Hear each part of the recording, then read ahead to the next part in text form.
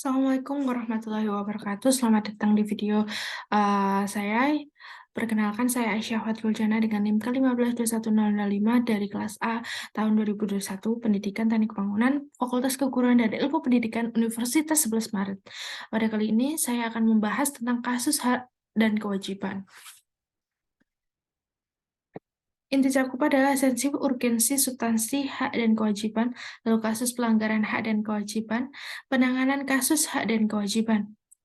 Negara dan tingkat kemajuan, yaitu menurut Kamus Umum Bahasa Indonesia, persekutuan bangsa di suatu daerah yang tentu batas-batasnya diperintah dan diurus oleh bagian pemerintah yang teratur. Lalu, terminologi adalah organisasi tertentu di antara satu kelompok masyarakat yang mempunyai cita-cita untuk bersatu hidup di dalam suatu daerah tertentu dan mempunyai pemerintah yang berdaulat dan dengan nilai konstitutif negara. Nah, untuk asas kewarganegaraan ada dua, yaitu asas kewarganegaraan menurut sudut kelahiran, yaitu asas ius soli, dan sanguinis. Ya, menurut sanguinis adalah keturunan seperti Indonesia, tapi untuk ius soli berdasarkan daerah atau tempat tinggal seperti Australia. Dan asas yang kedua adalah asas perkawinan. Asas kesatuan hukum, yaitu perkawinan campuran antara dua negara, maka salah satunya harus mengikuti kewarganegaraan pihak dengan kesatuan hukum. Lalu ada persamaan derajat, yaitu perkawinan campuran yang dari dua belah pihak tidak ada perpindahan warganegaraan. Lalu ada beberapa asas yang telah ditentukan oleh Undang-Undang Nomor 12 Tahun 2006, yaitu asas sanguinis dan ius soli terbatas, lalu asas kewarganegaraan tunggal dan kewarganegaraan ganda terbatas. Adakah problem status kewarganegaraan? Ada, yaitu apatrid, yaitu tidak berwarganegaraan. Bipatrid mempunyai dua kewarganegaraan, yaitu serta multipatrid yang memiliki lebih dari dua kewarganegaraan lebih. Lalu, mengapa problem status kewarganegaraan bisa terjadi? Yang pertama adalah konflik hukum, yang kedua adalah perubahan wilayah negara, yang ketiga adalah hukum perkawinan, yang keempat adalah proses prosedur administrasi, yang kelima adalah diskriminasi atau pembedaan, yang keenam tidak mempunyai surat kelahiran, yang ketujuh adalah pembatalan kewarganegaraan. Ya, kita ambil contohnya seperti pada uh, uh, berita ini mengenai wanita yang menikah dengan warga negara lain dan selanjutnya dia bercerai, maka dia tidak memiliki kewarganegaraan. Jadi setelah menikah dia menjadi warga negara tetap sana, tetapi setelah dia menikah maka dia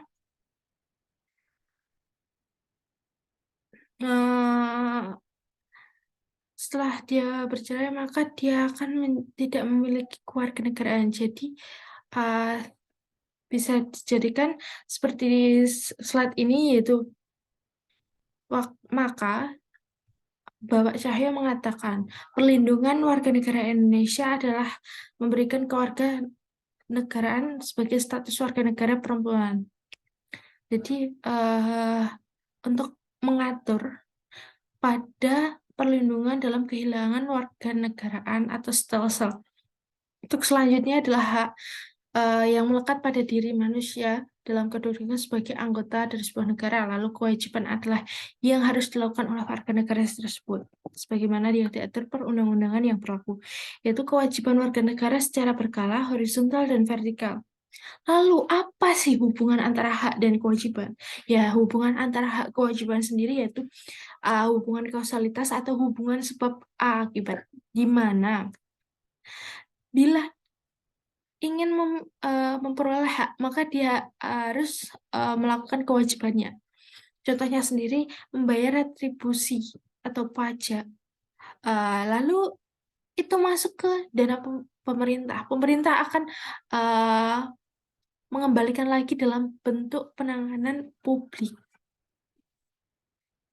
Hak warga negara sendiri ada beberapa, itu pekerjaan atau berserikat, berkumpul, hidup, lalu berlangsungan hidup, warga negaraan, kesempatan pemerintah, bentuk eh, keluarga, identitas, beribadah, beragama, perilaku khusus, tidak diskriminatif, ataupun berhak hidup sejahtera. Lalu kewajiban warga negara sendiri ada menunjang hukum dan pemerintah, ikut serta dalam pembelaan negara, wajib serta dalam upaya pembelaan negara lah, wajib menghormati hak asasi manusia orang lain, dan tunduk pada pembatasan yang ditetapkan undang-undang yang menjamin pengakuan serta penghormatan atas hak dan kebebasan. Nah, faktor penyebabnya ada beberapa, contohnya sendiri egois dan tidak toleran. Terus terjadinya krisis moral. Untuk bentuk pelanggaran sendiri adalah penangkapan seseorang atau kelompok dengan dalih keamanan tetapi tidak memiliki keterangan jelas, itu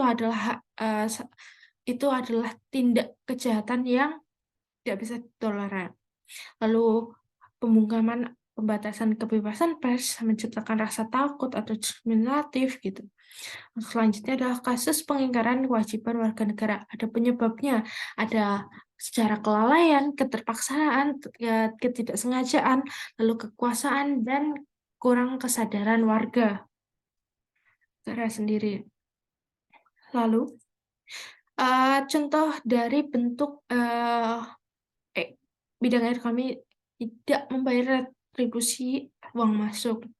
Terus bidang sosial tidak melanjutkan sekolah, bidang politik tidak menaati lalu lintas, terus bidang bela negara tidak melakukan ronda malam, lalu yang terakhir adalah pertahanan dia melakukan keributan gitu, mengusik ketentraman.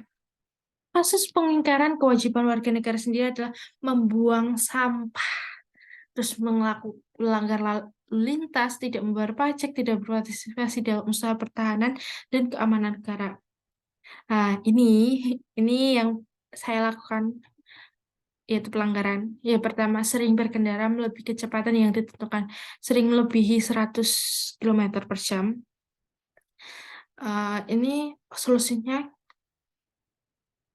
bisa karena ini melebihi, ini sering terlambat, terus melanggar rambu-rambu lalu lintas sih karena terlambat dari rumah, tetapi bisa sampai tepat waktu di kampus. Jadi kedua ini bisa diberikan solusi karena eh, eh diberikan solusi untuk berangkat lebih awal, untuk eh, tidak tidak melanggar aturan. Masuk wisata gratis, mempunyai teman yang benar-benar uh, kawasan situ, jadi kita masuk gratis untuk membuang sampah karena di wilayah saya tidak ada TPU, maka kita membuang sampah di sungai, tapi bukan alirannya tetapi di pinggiran sungai. Lalu terlambat membayar pajak. Ini karena ada motor yang benar-benar tidak terpakai di rumah, udah tua, jadi sering mogok. Tetapi ini bisa disolusi dengan penjadwalan di kalender dengan alarm. Lalu tidak ikut andil kegiatan, di mana ini perlu dilakukan solusi karena saya sendiri kurang kurang bersosialisasi dengan masyarakat ataupun orang lain gitu. Ini contohnya sendiri ada video tetangga saya, adik-adik kecil. Dia sudah diberikan sepeda X-Trail, uh, di mana sepeda itu uh, dia melakukan pelanggaran. Yang pertama tidak memakai helm, yang kedua di bawah umur, yang keempat yang ketiga ugal-ugalan. Solusinya adalah uh, pengenalan apa dampak yang akan terjadi uh, bila diberikan sepeda tanpa pengaman gitu. Terima kasih. Wassalamualaikum warahmatullahi wabarakatuh.